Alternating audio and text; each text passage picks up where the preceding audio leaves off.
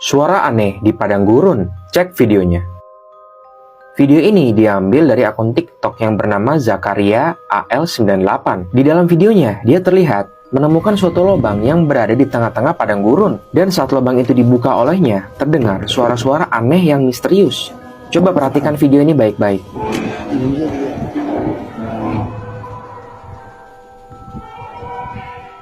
Suara yang terdengar dari dalam lubang itu mirip seperti suara orang yang sedang berteriak. Kalau menurut kalian, kira-kira suara apa ya itu?